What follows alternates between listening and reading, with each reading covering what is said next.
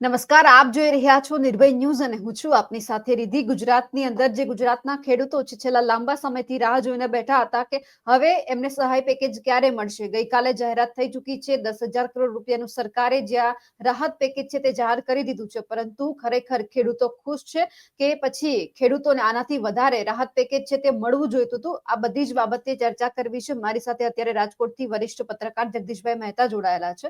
જગદીશભાઈ, નિર્ભય ન્યૂઝમાં આપનું સ્વાગત છે. જી નમસ્કાર.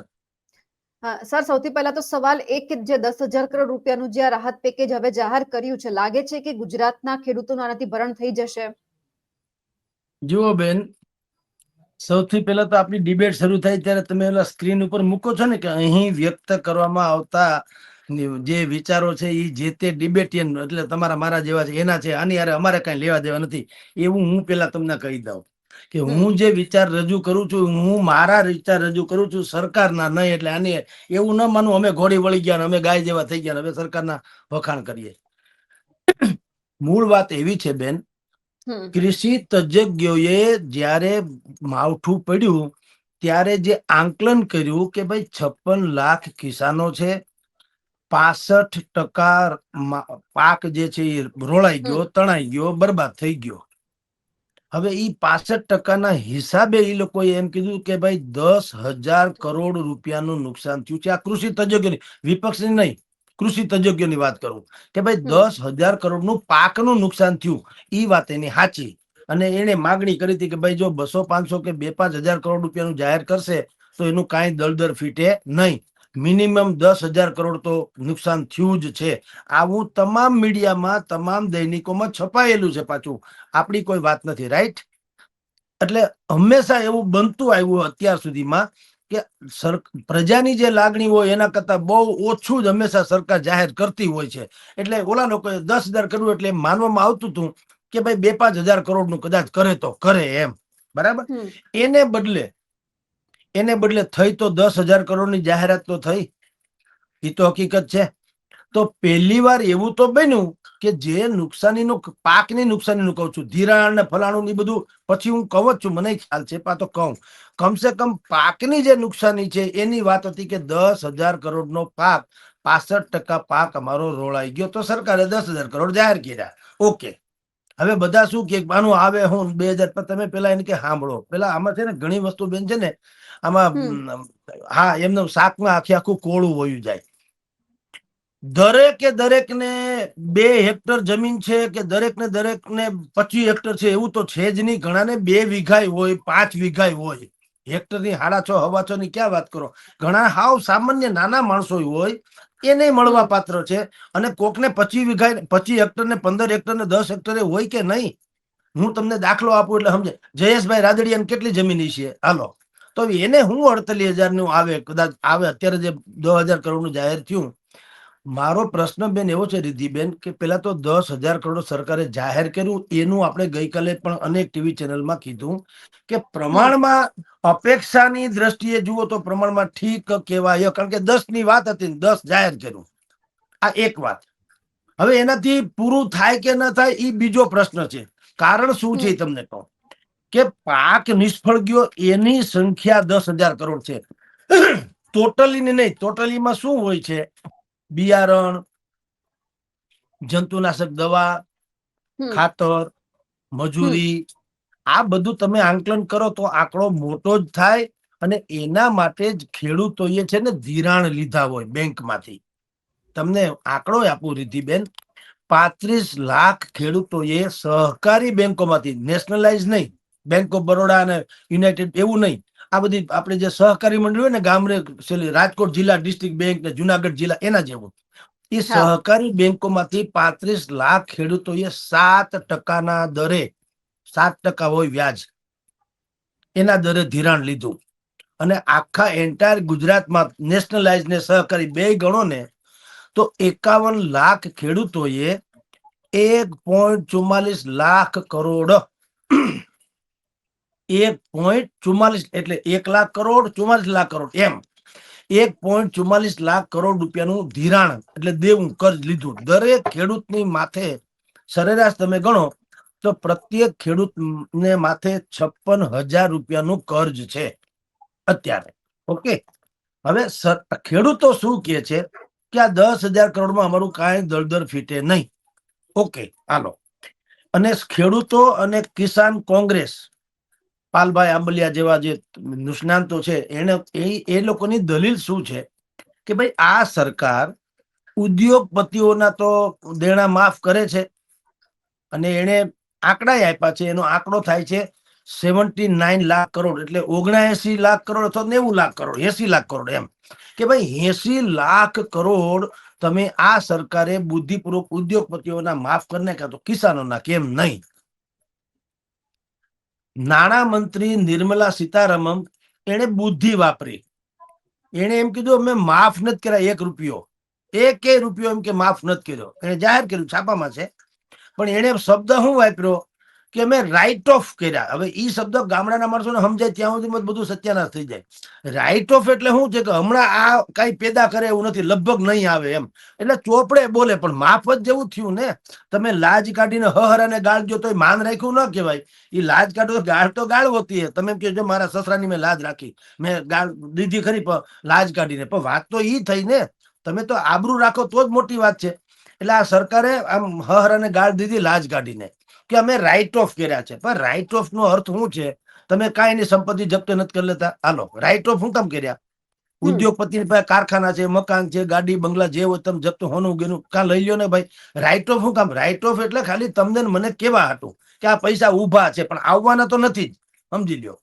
એટલે ઈ સેન્સમાં કોંગ્રેસના જે નેતા કે અથવા તો વિપક્ષ કે યા તો ખેડૂતો, હવે આમાં આપણે ત્યાં એક બીજો પ્રોબ્લેમ એ આપણે ત્યાં એન્ટાયર ગુજરાતની દેશભરમાં કાંઈ પણ હોય તો કોંગ્રેસ ભાજપ કોંગ્રેસ. એટલે ભાઈ આપણામાં અક્કલ નથી, આપણે નથી વાત કરી શકતા કે કોંગ્રેસ ભાજપનું શરણું લઈએ.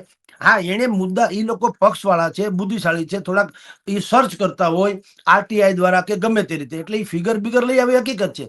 પણ પ્રત્યેક કિસાને એમ તો કહી શકે ને કે ભાઈ તમે જો ઉદ્યોગપતિઓનું રાઇટ ઓફ કરો છો તો અમારું શું કામ નહીં? કારણ કે આ લોકોનું રાઇટ ઓફ કેટલું થાય ખેડૂતોનું ખબર છે? 25 લાખ કરોડ થાય.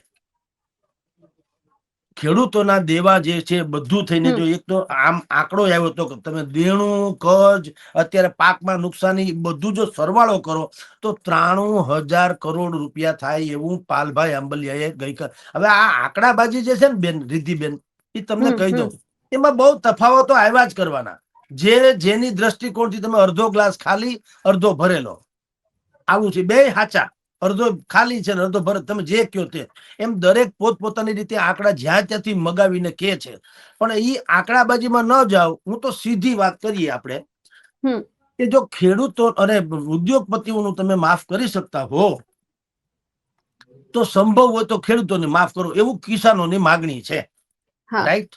તો એમાં મને મારી દ્રષ્ટિએ એમ લાગે જો સરકાર પાસે વ્યવસ્થા હોય તો એમાં કરવામાં કઈ વાંધો નહીં. પણ અત્યારે જે 10,000 કરોડની જાહેરાત થઈ એના, કારણ કે ગઈકાલે તો બ્રેકિંગ ન્યૂઝ આવ્યા અને સીધા લોકોએ આપણી સામે ભૂંગળા ધરી દીધા કે સાહેબ આનું શું ગણાય એમ. તો મેં કીધું કે ભાઈ અત્યારે માગણી હતી 10,000 કરોડની કૃષિ તજજ્ઞોની, અને 10,000 કરોડ પહેલી વખત આપ્યા. ઇતિહાસમાં પહેલી વાર આવું બન્યું છે. અત્યાર સુધીમાં આઝાદ ભારતના ઇતિહાસમાં મહારાષ્ટ્ર સરકારે એક વખત 31,000 કરોડ રૂપિયાનું દેવું આપણે રાહત પેકેજ જાહેર કરેલું કિસાનો માટે. એ સૌથી મોટું ગણાય, 31,000 કરોડ. ત્યાર પછી કોઈ દી આટલું નથી આવ્યું. આ 10,000 કરોડ ઈ દ્રષ્ટિએ ગણો તો ઐતિહાસિક. હવે એમાંથી ખેડૂતોનું ભલું થાય કે ન થાય એ પાછો બીજો પ્રશ્ન છે ને બેન. આપણે ક્યાં કીધું કે ના હવે ખેડૂતો એને ઘરે શીરો પૂરીને ભજીયા મળશે થવા. હવે એનું નુકસાન એની જગ્યાએ છે. પણ આ રાહત બજેટની અપેક્ષા હતી 200-500 કરોડની, એને બદલે 10,000 કર્યું. તો ઈ દ્રષ્ટિએ સરકારે મોટો દાવ તો નાખ્યો. અને એને શું હોય છે, આ 10,000 કરોડનો દાવ નાખી વિપક્ષો પાસેથી એક તો હથિયાર છીનવી લેવું કિસાનોની હમદર્દીનું, અને હવે જે ચૂંટણી થવાની છે એમાં એ ગળા ખોખારીને કહે કે ભાઈ અમે 10,000 કરોડ 10,000 કરોડ. પણ સામે પક્ષે કિસાનોમાં જે સમજદારી હશે તો ઈ લોકો જે અત્યારે આપણને રાવ ફરિયાદ કરી રહ્યા છે, મને તો અનેકો કિસાન ભાઈઓના ફોન આવ્યા કે સાહેબ તમે 10,000 કરોડને વખાણ્યા ખરા, પણ એમાં અમારું કઈ દળદર ફીટે નહીં, એનાથી કઈ પાવલું આવે નહીં, અમારે બધું એને દેણું માફ કરવું જોઈએ. અત્યારે મેં જે આ બધું રિસર્ચ કર્યું, થોડાક આંકડા બાકડા કાઢ્યા, તો એમ લાગે કે જો સરકાર પાસે ક્ષમતા હોય ને દેણું માફ કરે તો આપણે રાજી થાય, સારી વાત છે, કોઈ ફરક નહીં અલબત્તા. પણ ગઈકાલે તો એક લીટી આવી હતી 10,000 કરોડનું બજેટ બસ એથી વિશેષ કાંઈ નહીં. હજી એનું બાયફર્કેશન તો આવ્યું નથી. કોને આમ 2 એકરના 44,000 ને એટલે કે ઈ ઠીક છે, પણ હજી 2 વાત મેં ગઈકાલે કરી, આજે કરું બેન. તમે જોજો, આપણે બેન આપણે બધા સરકારને એટલે કિસાનો કે છે કે સરકારે કાંઈ ન કર્યું. મને તમે સમજાવો બેન, 56 લાખ કિસાનો છે, ઓકે, એમાં જયેશભાઈ રાદડિયા જેવા આવે કે ન આવે, એવાય છે ને, હાવ બધા ગરીબ છે એવું તો નથી. એક પણ કિસાન, કહું છું, નોટ અ સિંગલ ફાર્મર્સ, એક પણ કિસાને અત્યાર સુધીમાં એવી જાહેરાત કરી કે ભાઈ મને જે 48,000, ભલે 48,000 નું મારું કઈ આવે નહીં, મારું નુકસાન 15 લાખનું છે, 48,000 આવે કે ના આવે કોઈ ફરક નહીં. અલબત્તા કોકને તો વધારે હોય ને જમીન, એની વાત કરું છું. 2 હેક્ટર થી વધુ હોય, 5 હેક્ટર 10 હેક્ટર જેવી જેની જમીન, તો ઈ તો પ્રમાણમાં સીમાંત કે સુખી તો કહી શકાય ને. એક પણ કિસાને એવું કીધું કે ભાઈ મને જે સરકારી રાહત મળવાની છે ઈ હું ઓલા અમારા મજૂરો જે છે, જે મારી ખેતી સંભાળે છે, એના થકી તો ખેતી હાલે. હું તો ખેતરમાં કોઈ દી એમ કે જાતો નથી. ઈ લોકો તો બધા અહીં શહેરમાં છે, જેની પાસે વધારે પડતી જમીનો છે બેન, ઈ લોકો ત્યાં ગામડામાં મોટે ભાગે મકાન હોય, ઠીક છે, પણ રે છે અહીંયા ને ધંધા ધાપાઈ મોટા ભાગના શહેરોમાં કરે છે. 2-5 કારખાના હોય, આડાવડા વાંકા ચૂકા ને જે કઈ દુકાનો માર્કેટિંગ યાર્ડમાં જે કરતા હોય તે, ટૂંકમાં એની આવક, એની જીવનશૈલી એ બધું અહીં શહેરમાં છે. ગામડામાં બાપ દાદાની જમીન છે તો છે, પણ એ મજૂરો આજે પંચમહાલના, મહેસાણાના, ઉત્તર ગુજરાતના, ગોધરાના, એ બધા લોકો જે છે એ આ ખેતીનું જતન કરે છે, સાચવે છે. એમાં વર્ણલેખો નિયમ હોય. એમાં શું હોય, જેટલી ઉપજ થાય ને 50% તમારી, 50% મારી, એટલે કે મને બેઠા બેઠા 50% મળી જાય. મારે ખેતરે આમ જાવ તો આટો વાટવા જવાનું નહીં, ફાકા ફોદારી કરવાની વાત કરતા. એ બધા જે ખેતરો છે ને, હવે મોટા ભાગે ફાર્મ હાઉસ જેવા થઈ ગયા હોય. ત્યાં એક સારું મકાન બનાવી રાખે, જેથી શેઠ આવે, ખેતરનો માલિક, ઈ ત્યાં જાય, ઓલા મજૂરોને જો પોતાના હગાવાલાને લઈ જાય તો જુદી વાત છે, નહીતર મજૂરોને કે રીંગણાના ઓળા બનાવો, શાક બનાવો, ટેસડા કરો, ખાઈ પીને પાછા આવતા રહીએ. બધું જાણી જોઈને હું હાલે. બધું સંભાળે કોણ? ઓલા લોકો, મજૂરો. તો મજૂરો માટે એક પૈસાની પણ આ 10,000 કરોડમાં જાહેરાત થઈ નથી કે ભાઈ જે શ્રમિકો જે છે ખેતો, કારણ કે સરકારને એની અંદર લેવા દેવા આમ નથી. સરકાર તો ખાતેદારની જ વાત કરે ને, રેકોર્ડ ઉપર તો હોવું જોઈએ ને બધું. આમ કઈ આમ પૈસા આમ કઈ ગોળ કરે ડાયરામાં, એમ તો કઈ સરકાર ન કરી શકે ને. એટલે સરકારે શું કર્યું, જે ખાતેદાર હોય એના નામે કીધું અમે 44,000 આપશું, કે જે આપે તે. સાંભળો, હવે આપે એ આપશે ખાતેદારને, તો સરકારે એવું નથી કીધું કે આમાંથી શ્રમિકોને, કારણ કે એનો એ વિષય નથી કે તમે અંદર મારા રૂમમાં હું અહીંયા બલ્બ મૂકું કે અહીંયા બલ્બ મૂકું. સરકારને એ ક્યાં મતલબ છે, જેટલા યુનિટ બળે એને બિલ આપે. પછી એમ ન કહીએ કે તમે અહીંયા મોટો બલ્બ હુકમ નાખ્યો, અહીંયા ટ્યુબલાઇટ હુકમ નાખી, એવું સરકાર ન હોય. એટલે તમે શ્રમિકને આપી દો કે ફલાણું, ઈ કેટલાને કોને કઈ રીતે આપ્યું એ કઈ સરકારનો વિષય નથી. કારણ કે એ કોઈ બંધારણીય જોગવાઈ નથી કે કિસાનોને આટલું જ આપવું, એનું રજીસ્ટ્રેશન કરાવવું, એવું કઈ હોય નહીં. એ બધી મોઢા બોલી વાતો હોય. 50% તારું, 50% મારું. હવે એને તો 1 રૂપિયો અત્યાર સુધીમાં ફાળવવામાં આવ્યો નથી. તો એક તો ઈ એક લૂ ફોલ્સ છે આ કહેવાતા પેકેજનો. કારણ કે લાખો છે, મહેસાણા, ઉત્તર પ્રદેશ બાજુના અને ગોધરા બાજુના શ્રમિકોની સંખ્યા લાખોમાં છે, એમ કઉ છું.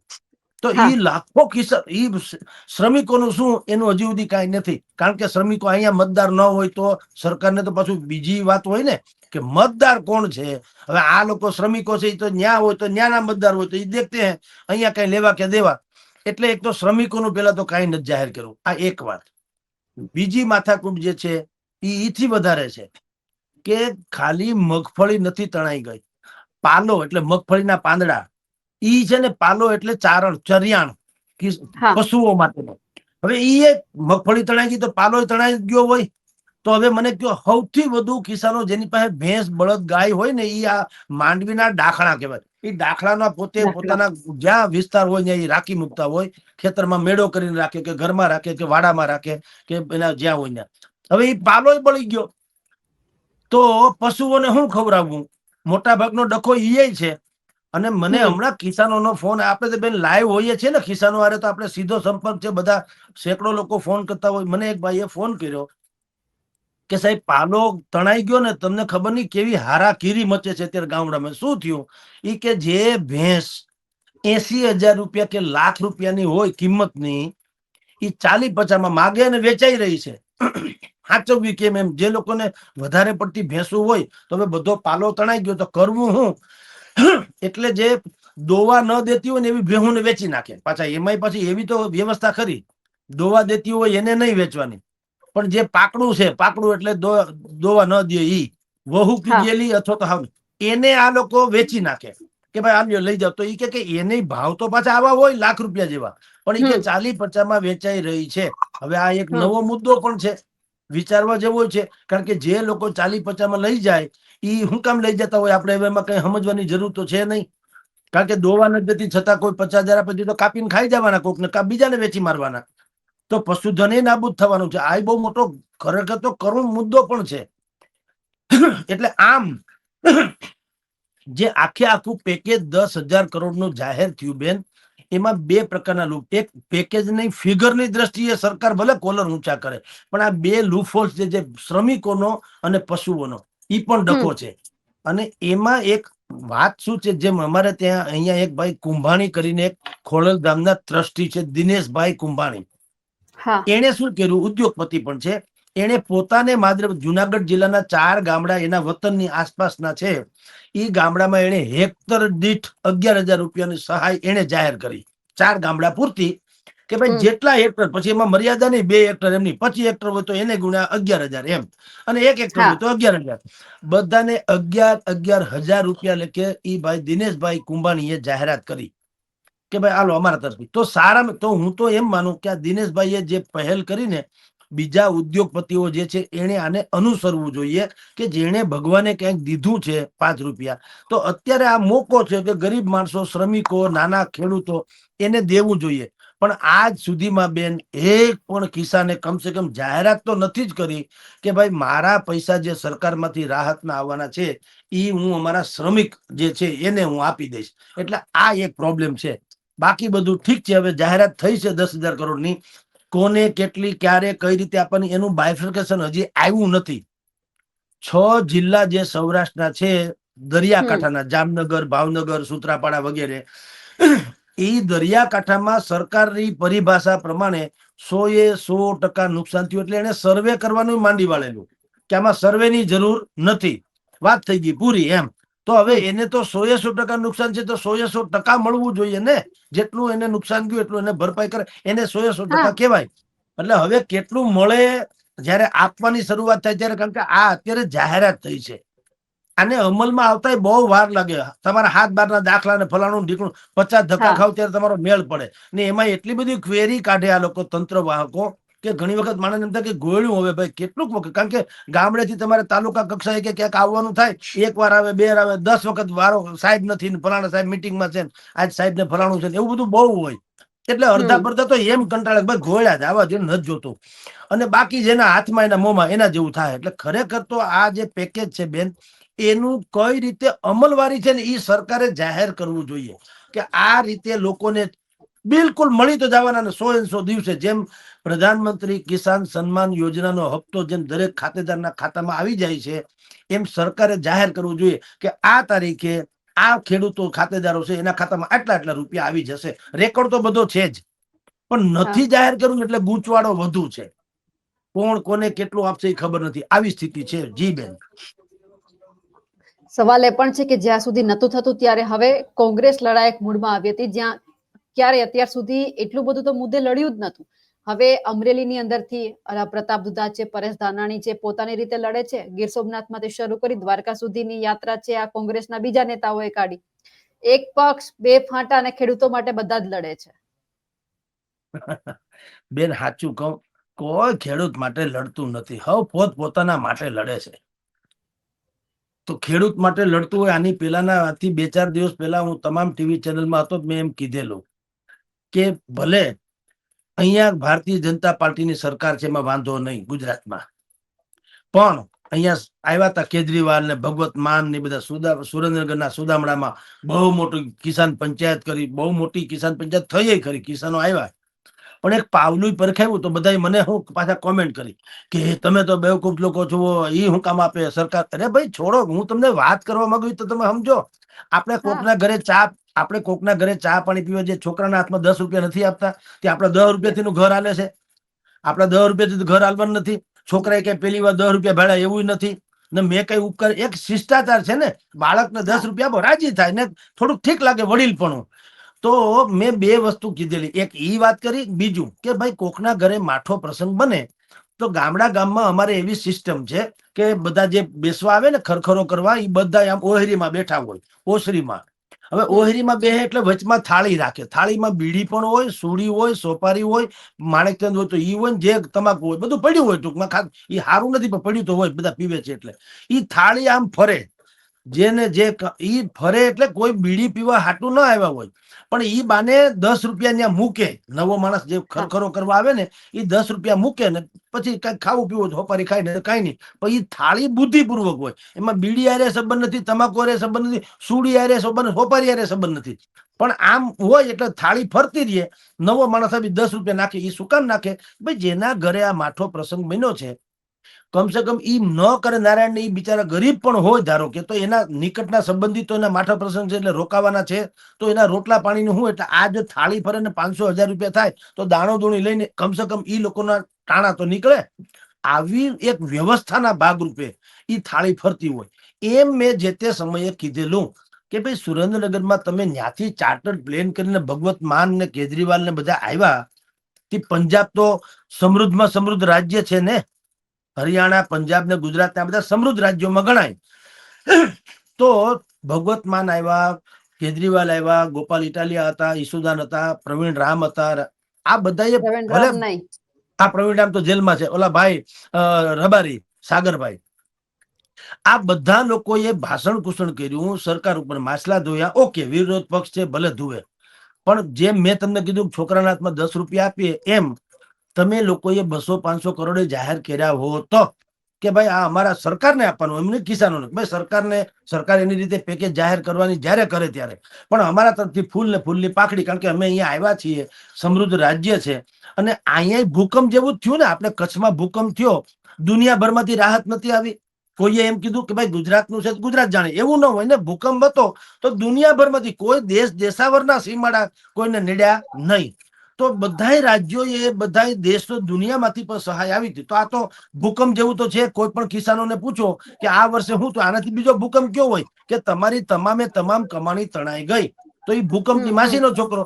તો તમે એટલું ન કરી શકો કે પંજાબમાંથી આવીને કે ભાઈ અત્યારે તમારે ભૂકંપ જેવી જે કુદરતી આપદા છે, પાછી એ કુદરતી, સરકારી હોય ને તમે કરો તો હળી હંચો લાગે. આ તો કુદરત રૂઠ્યો છે.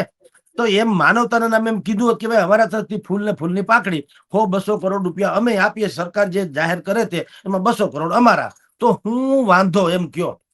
અને જો એ આપ્યા હોત તો અત્યારે બોલબાલા એની થઈ હોત કે ન થઈ હોત કે ભાઈ બિલકુલ. 200 કરોડ નહીતર, કારણ કે ઈ તો પંજાબમાં છે. ઈ કહી શકે ભાઈ અમારી ગુજરાતમાં સરકાર નથી, અમારી આમ જો તો કોઈ ફરજ બીજી રીતે કયો તો બનતી નથી, નૈતિક ફરજ ને બંધારણીય ફરજ તો છે નહીં, પણ અમે ત્યાંથી ઠેઠ અહીં ઉડીને આવ્યા.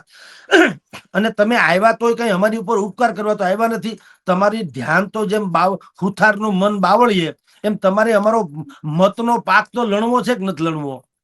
તમે ક્યાં અમારી માસીના છોકરા છો તો અમારી અહીંયા ખંજવાળવા આવ્યા? તમે બુદ્ધિપૂર્વક આવ્યા છો, સરકાર ઉપર માછલા ધોયા અને હે ખેડૂત ભાઈઓ હવે તમે અમને મત આપજો, એવું તો તમે કયો છો કે નહીં ગુજરાતીમાં. આને ઉખેડી ફેંકો એટલે શું થયું? ભાજપને ઉખેડી ફેંકો, હાલો ઉખેડી ફેંકો. પણ તો તમને શું કામ વાવવા? તો તમે કઈ બિયારણ તમે વાવો નહીં ને એમને લણવા નીકળો તો એ હારે કોઈ દી. એટલે આપણે તે દિવસે એટલા માટે કીધેલું કે ભાઈ તમે ઠીક છે, અત્યારે મોકો છે તમતારે સરકાર, કારણ કે ત્યારે સરકાર છે ને ત્યારે કેવડિયા કોલોનીમાં ટેસડા કરતી હતી. હા. અહીંયા ખેતરે ખરખરા હાલતા હતા. તેથી ન્યાય 2000 રૂપિયાની ડીશ ઝાપડતા હતા, 9000 વીવીઆઈપીઓ અને બીજા કેટલાય 1500-2000 કરોડનો ત્યાં ધુમાડો કર્યો. એટલે આપણે એની ટીકા કરીને કીધું હતું કે ભાઈ તમને ગળે ઉતરે કેમ? અહીંયા અમારા છોકરા ભૂખે મરી જાય છે, એટલી હદે નુકસાન થયું. તમે ત્યાં 2000 ની ડીશ ઝાપટો તો ઓલા કવિ દાદે અમારું કીધું, ટોચોમાં ટાંકણું લઈ ભાઈ ઘડવૈયા, મારે ઠાકોરજી નથી થવું અને સોનાના થાળમાં 32 પકવાન ભૂખા ભક્તોને મેલીને કેમ ખાવું?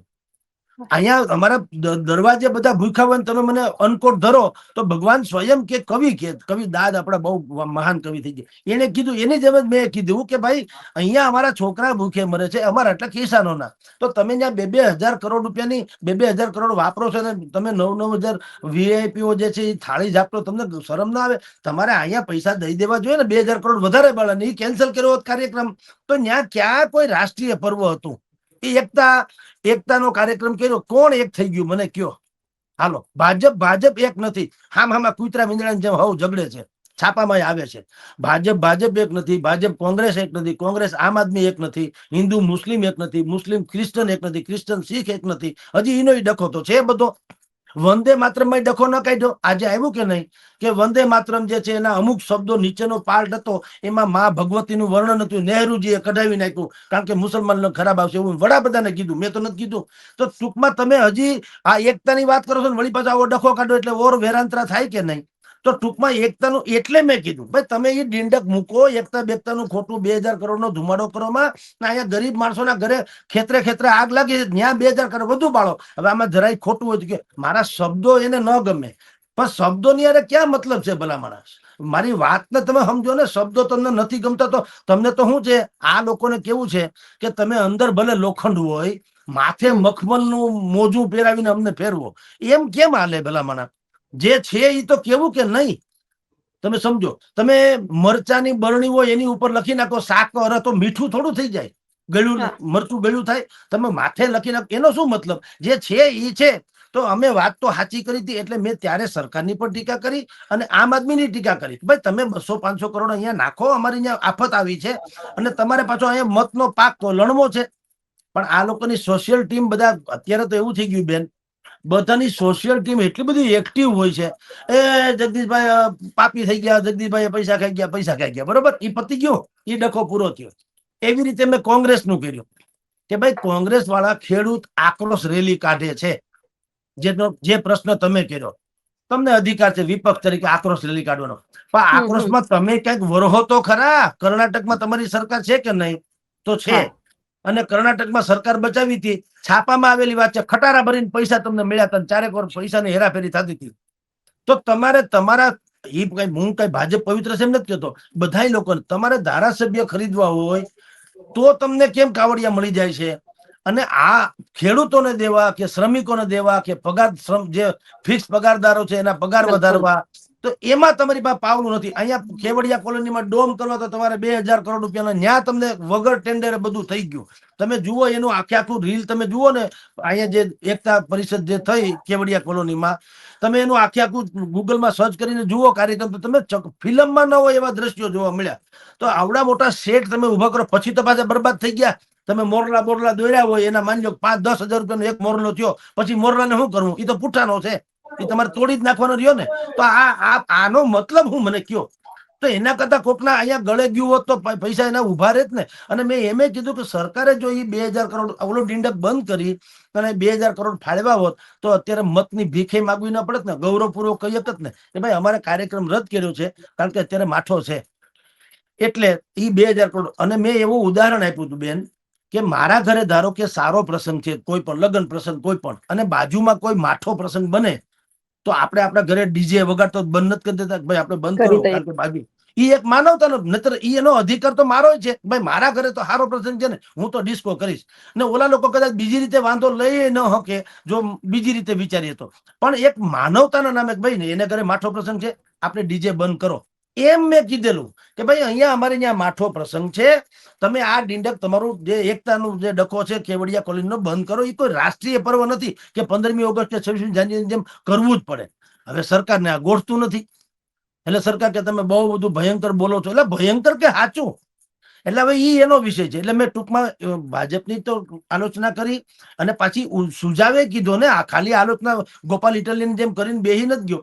એનો એ 2000 તમે વિચાર કરો બેન, કેવડિયા કોલોનીનો કાર્યક્રમ રદ કરી અને 2000 કરોડ રૂપિયા વધારે અહીંયા ફાળવ્યા હોત અને તો એ કેટલી મોટી સરકાર થઈ જાય. એને ભીખે માગવી ન પડે, મતની ગૌરવપૂર્વક કહી શકત કે ભાઈ તમારા દુઃખમાં અમે ઉભા હતા, અમે આખો ફંક્શન હતું એ કેન્સલ કરી નાખ્યું હતું, તો હું વાંધો હતો? 2 ચક્કર માર્યા હોત તો કેવા રૂડા લાગત કે ભાઈ અમે તમે જ અમને મોટા માણસ બનાવ્યા છે, વડાપ્રધાન હોય કે મુખ્યમંત્રી. અમારે આ બધો ડિસ્કો જોવો એના કરતા તમારી ત્યાં અત્યારે છોકરા રો કકળ કરે છે, હાલો તમારા ખભે મૂકી હાથ અને કઈક ભેરું મૂંઝાતો નહીં, અમે બેઠા છીએ. સરકાર માય બાપ જ કહેવાય છે ને, તો માય બાપનું બીજું ગુજરાતી હું?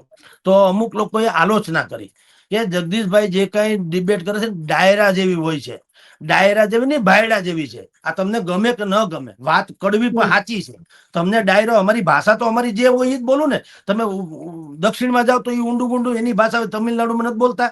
તો ન્યા કા તમને નથી કહેતા કે આ તો ફલાણાની ડાયરાની ભાષા છે. ભાઈ અમારી ત્યાં આ ભાષા છે તો એ ભાષામાં હું વાત કરું, પેલા સમજાવવું તો જોઈએ હું કહેવા માંગે. હું આગળ હા એમ કહું, દાખલા તરીકે અત્યારે મને ડિપ્લોમેટિક લેંગ્વેજ આવડે છે, નથી આવડતું એવું તો છે નહીં. હું એમ કહું કે કૃષિ તજજ્ઞોના નિષ્ણાંતોના મત મુજબ કૃષિકારોને જે કઈ અત્યારે વિપદા પડી છે એમાં સરકાર એને સહાયભૂત થવા કટિબદ્ધ છે. હવે આમાં હું સમજવું, મને કયો જી કે આ ભાઈ હું બિલકુલ. બોલે છે રામ જાણે. તો મને બુદ્ધિ આવડતું નથી એવું થોડું છે. પણ એના કરતા હું તમને એમ કહું 2000 ની થાળી તમે ઝાપટી જખ મારવા અહીંયા જો ને ગરીબને. હવે આ મારી ભાષા છે તો કે સાહેબ એની ભાષા કડવી પણ સનાતન સત્ય છે કે ખોટું?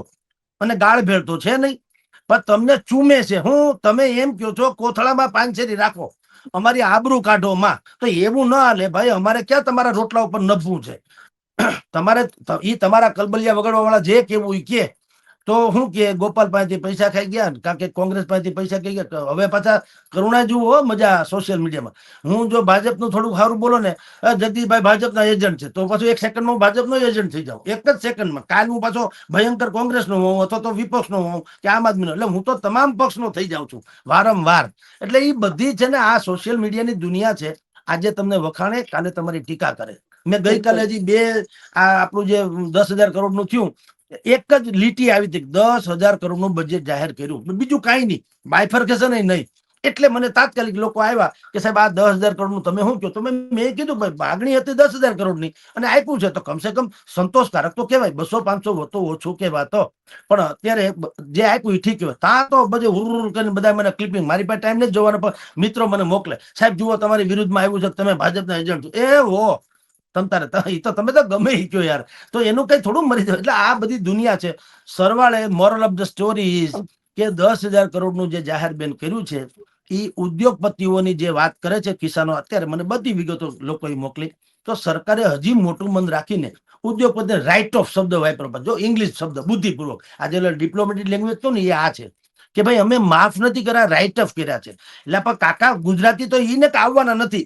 NPA શબ્દ છે, ખબર ને? NPA નોન પ્રોડક્ટિવ એસેટ્સ, એટલે કે આમાં કઈ ભલી વાર નથી, ટૂંકમાં પેદા નથી થાય એમ. તો એ ગુજરાતી તો એ ને આવવાનું નથી. તમે NPA કરીને ચોપડામાં બતાવો તો છે થોડા? એ તમે તમારે ઓલી મમ્મી નથી હાચવી રાખતા પિરામિડમાં, પછી માસી થોડા જમવા બેઠા થવાના? એ હુતા કદાચ તમે એમાં બધું ભરીને રાખી મૂકો. એ પૂતળું છે પણ એ જીવતું થોડું છે. એ હાલડું ગાહે, એ ખાહે કોઈ મમ્મી છે? એ તો મમ્મી એટલે પૂતળું. તમે એમાં બધું મરી મસાલા ભરીને હાચવી રાખો કે અમારા પૂર્વજો હતા. એનો અર્થ હું મને કયો? નથી બોલવાના, નથી ચાલવાના. નહીં તો જે બોલા આપણે વેન્ટિલેટર ઉપર માણસ હોય ને કેમ હોય કે જીવે ત્યાં સુધી વેન્ટિલેટર હોય કાઢી નાખો એટલે મરી જાય. તો એનો મતલબ શું એમ? એટલે અમે વાત કરીએ છીએ. એટલે સરવાળે તમને કહું કે NPA શબ્દ વાપરો કે રાઇટ ઓફ શબ્દ વાપરો, ટૂંકમાં ઉદ્યોગપતિના પૈસા તમારે હવે પાછા નથી આવવાના, એ નક્કી છે. તો પછી તમે એ જો ઘોળ્યા કરતા હો તો આ તો તમારા જગતના તાત છે, આ તમે પેદા કરીને દેવાના, તો એનાય કરો. એટલે એ રીતે ખેડૂતોની વાત જે છે એ વાજિબ છે. પણ આટલી આ સ્થિતિ છે, હજી બાયફર્કેશન સરકારે કર્યું નથી, કોને કેટલા આપ્યા. એટલે 10,000 કરોડની મર્યાદા ઐતિહાસિક સરકારની દ્રષ્ટિએ સાચું, કિસાનોની દ્રષ્ટિએ ઓછું છે. જી બેન. બિલકુલ જગદીશભાઈ, આપ અમારી સાથે જોડાયા, આપનો ખૂબ ખૂબ આભાર. જી નમસ્કાર બેન. અમારા અહેવાલને લઈને અને જે પત્રકાર જગદીશ મહેતાએ વાત કરી છે તેમને લઈ આપ શું માનો છો? કમેન્ટ કરીને ચોક્કસથી જણાવજો. સાથે જ અમારી નિર્ભય ન્યૂઝ ચેનલને લાઇક, શેર અને સબસ્ક્રાઇબ કરવાનું ભૂલશો નહીં. નમસ્કાર.